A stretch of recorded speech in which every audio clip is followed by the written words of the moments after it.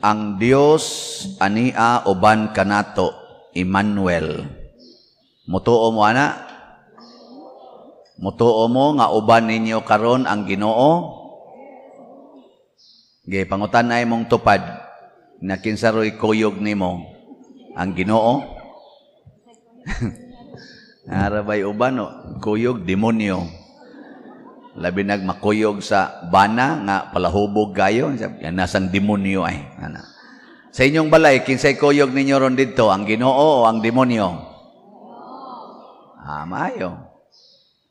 Karon, giunsa man sa Ginoo pagkuyog uban kanato.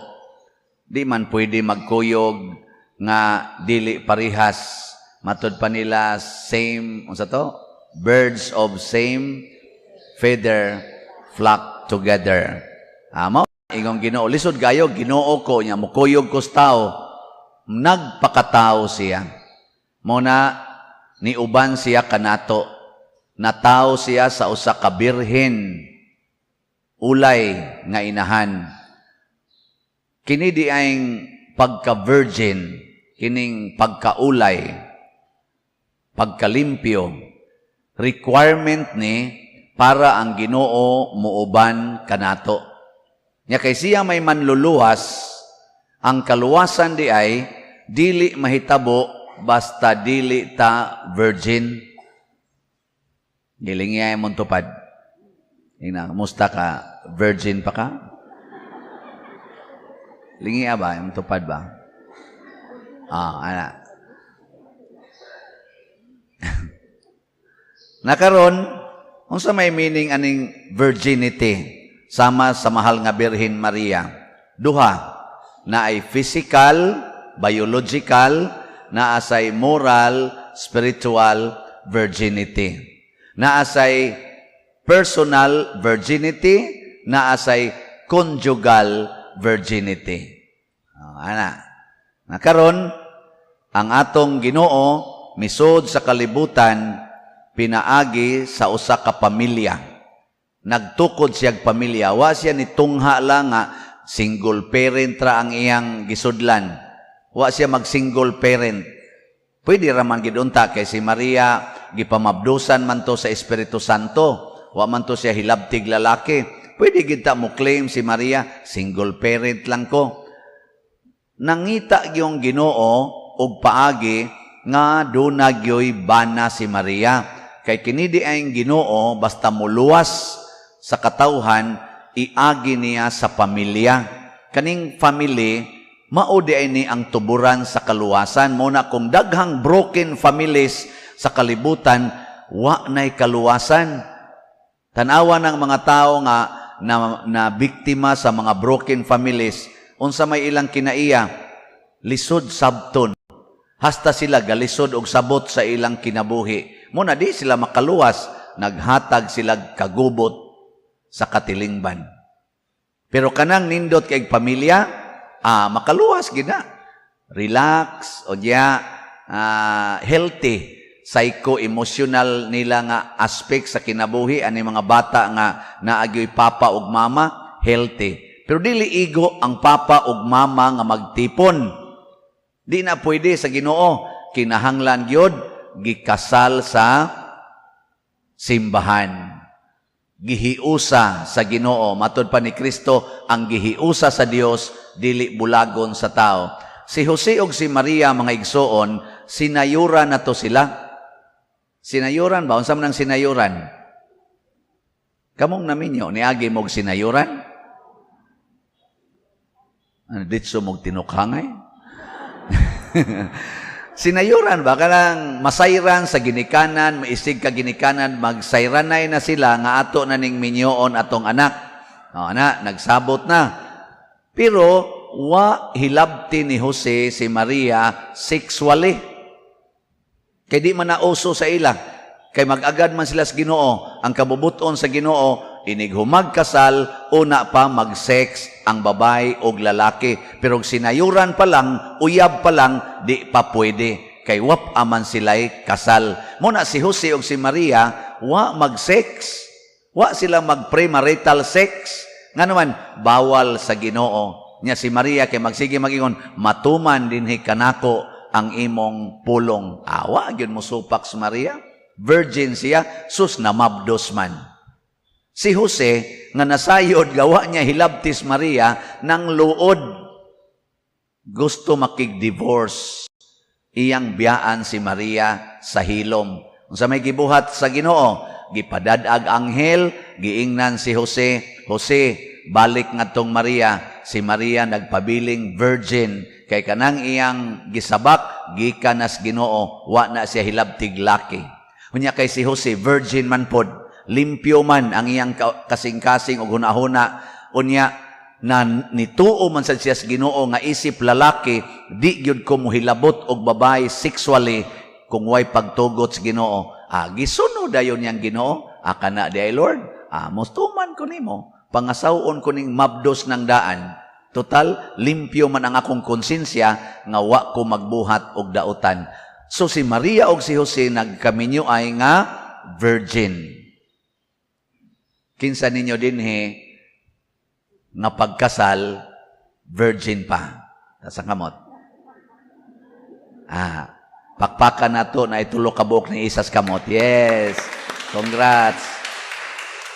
Now, tontang wa mo mamakak, no? Pero murag tanaw na ko sa mga naong di man mga bakakon. Congrats. Tulo ra ka buok. Kadaghan ani. Ako sad proud sad ko nga mosulti wa man sa ko mo check up, pero ang akong gituhuan akong mamagpapa ay nagdog kuno sila matud pang mamagpapa pag human gyud kasal. Gani ambo tinuod ba to nga ingos mama nakahikap kuno si papa sa kamot ni mama pag ingon nas pare nga pag ginunitay mo sa inyong tuong kamot. Kinsa dinhi nga una nakahikap pagkasal na maupay paghikap sa iyang asawa or bana. Ako nakahikap sa ko sa kong uyab. Pero wa sa ko makig-sex. Ano? Sama mo nga hasta pare inyo mangdudahan. Bitaw, ako ginang gipanaad. Gipanaad ginanako kay nakasuway kog uyab sugod mga 15 years old ko. Ako ginang gisaad 12 years old pa lang ko, ngay naminaw sa kulang papag mama niya, na member sa ko sa Legion of Mary. Ako ginang gisaad nga di gyud ko makig-sex og babae basta wala pay kasal. Bahala nagmakauyab kog prostitute, di gyud ko makig-sex basta dip ami kaslon. Yawa man gyud makasal. Mahay. Adi, wa ko nagmahay oy. Proud, proud, di ba? Ana. Unya, unsa may resulta? Nganong requirement man ang virginity? Tungod kay ang Ginoo is pure. Di siya pwedeng musulod nato nga naatay impurities. Limpyuhan gina niya. Muna kamong mga di na virgin spiritually and physically tungod kay nagpuyo-puyo, tungod kay nag-premarital sex, pagpakasal na mo. Kamong mga nagpuyo-puyo, either civilly or civil marriage, pakasal dayon. Ayaw mo paglunang anang sala. Aron ang inyong panagtipon, mahimong tuburan sa kaluwasan, musulod ang Ginoo. Namatod pa sa atong tubag sa Salmo, pasudla ang Ginoo, kay siya ang hari sa himaya. Daghan ra ba kay dinhi sa atong mga parokyano sigig puyo-puyo. Ang uban sad mo justify civilly married naman mi father, okay naman ni. Dili oy. Kasal gid simbahan. Mao na siya gitawag og sakrament. Kay kanang civil legal man na. Although irespeto na nato, pero dili na siya makalimpyo sa sala. Ang makalimpyo gyud sa sala sa babae ug lalaki mao gyud ang kasal, sakramento. Mahal ba ang pagpakasal sa simbahan o barato? Mahal o barato? Kanang niingong mahal, mga iyawanon mo. Nganong mahal man nga ang gikinahanglan sa kasal sa simbahan, kini ramang musunod. baptismal certificate, confirmation certificate, unya Precana seminar, license, sinumar. Human ang right of marriage nga i-celebrate sa pari nya dunay duha ka witnesses. Mahal din na. Ug mahuman na, human ang kasal. Dili man na requirement ang honeymoon, dili requirement ang Buddha, dili requirement ang video-video, dili requirement ka na mga abay-abay, dihang daghan kaayo, napay mga bata nga gagmay kaayo, napay mga dagko, nya di na kinahanglan nga maghikay, di na kinahanglan ang pagsigi diha og kana ganing decorate simbahan, wa na kinahanglan na. Pero naana, okay, kung kaya ninyo. Nya maura ba na nakapamahal? No? Dagko kay mugbayad ana. Dinis atong simbahan, love offering ang atong gihatag nga rate, love offering ang labing dako nga ihatag. Kasagaran mo hatag, dako na kayo ng 5,000 nga ihatag. Kasagaran gyud ang ihatag ra gyud 250, 500, 1,000. Unya makadungog lang ko tagutlo ka bukbaboy ang giasal. Inigkasal pa diri, 40 pandaghan ang mga abay, daghan pa kay mga kanaganing dekorasyon, mga sinina pay imob, sulo pay imob, giguroy ang sinina, 40 taasa. Naku ka na, dako kay nagasto, kay dako kay sobra. Giguroy, nagoy mag-alsagod, alsagod na naman. So nagkadiya diri kinasal, abot dito ang kuan, ang sobra. Nya di ara diri kutob. Kita kayong kanal-kanal nga rin, ana. Nya, inigtalikod. Iigo rasang gibutang-butangan o ganaana diri. Kita sang buko-buko. Wa na lang ito putli gamay dito atong babaw, ang tumoy, o tabon unta to. Di unta makonsumisyon ang pari. Oh. Kana mo'y nakapamahal. Pero kaning akong gihisgutan, mga certificates, mga baptismal, mga seminars, o inyo nang i-comply, dako na kayo ng 3,000 nga gasto. Dako na kayo nastanan. Ngayon, iguman ninyo ana, ready na tanan, pakasal dayon mo dire. Tagaan din ninyong pari og 2,000, di 5,000 ra inyong gasto. Or tilipayas pare. Nga naman, 5 minutos ragod ang kasal. Kaniging dupa-dupa, pila kay makuha ani, sos, dugay pa kay istanan. Kasal, 5 minutos, pila ramay yun, dawaton ba nimo, dawaton, o padre, pila raman na. O niya, iniguman, muingon dahil ka, itugot Ginoo kami magkahiusa sa kasing-kasing o gunahuna, sukad karong adlaw, bisan unsay mahitabo, sa kasakit o sa kalipay, sa kahamugaway kapito, sa sakit o sa maing panglawas, hangtod ang kamatayon, mubulag ka namo. Nya mingon din pare, o ako nagaligon sa panaad ngayong gihimo, sa ngalan saman sa anak, sa Espiritu Santo, amen. 2,000. Kuha dayon, pila raman na. Nya, dako din ang bayara day. Dako na. Kamu, inyo pag yun ming insultohong mga pari, kanini simbahan, mahal. Ika padiroy, mahal kay padiroy, daay gipang bayad, kay magpakasal man sad mo, og tudo, mura mo sa muga, gakuan, gakanang ga, shooting, magpa, sapnay-sapnay pangadto sa kanang video, aron ingnon kana pa sila nagkita.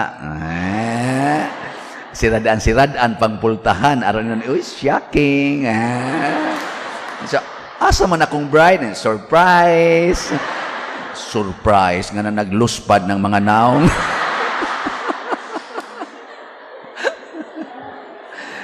Ay, Ginoo. Mao na. Pakasal mo ha? Pakasal gyud. Si Jose o si Maria, virgins, physically, morally, and spiritually. Pasabot, i-restore ang virginity ninyo, conjugal virginity and personal virginity, pinaagi sa sakramentos kasal. Kamusang gasigig premarital sex, undangan na ninyo. Kay wa pa mo'y kasal, pangumpisal mo. Ay na mo pagsigig kuyog-kuyog na kamurang duha. Angkas-angkas anang motor niya, sulob anang mubo kayong short. Niya ang gadasas motor, usa kamot ra gigunit niya, gaghikap diri sa paa, gaan. Sig hikap, sigap yun. Ako sang nagtanaw, ladok-ladok. Kay makitaan man, ana mas karsada maginunitay. Hunungan na, di na maayo, ha? Unsa may mahitabo sa pamilya nga nisudla Ginoo, mahimong tuburan sa kaluwasan. Kaluwasan sa kinabuhi sa iyang mga anak, kinabuhi usab sa ilang mga sakop sa panimalay, hasta pas katilingban.